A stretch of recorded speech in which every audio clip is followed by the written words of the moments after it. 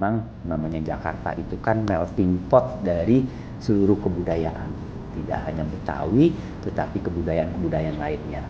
Budaya utamanya adalah budaya Betawi, tetapi tidak meninggalkan budaya-budaya lainnya. Pak Gubernur dan Pak Wagub seperti tadi kami sampaikan menginginkan bahwa budaya-budaya itu bisa lebih dekat kepada masyarakat, dan Pak Wagub sebagai seorang seniman melihat bahwa Car Free Day itu merupakan satu, kalau boleh dibilang, catwalknya nih, gitu kan, karena semua tumpah ruah di Car Free Day, dan itu menjadi sarana buat pemerintah Provinsi DKI Jakarta untuk bisa lebih mengenalkan budaya-budaya yang ada di Jakarta.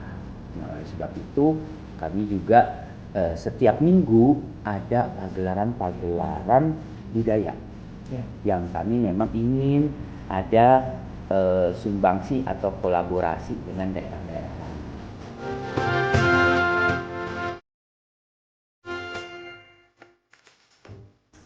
Yang menjadi catatan bagi saya adalah Minangkabau ini kan merupakan suatu kebudayaan yang cukup besar dan cukup terkenal secara Indonesia sebenarnya. Banyak tokoh-tokoh besar dari Sumatera Barat kayak M. Hatta, Sultan Syahrir, Hamka dan segala macam gitu.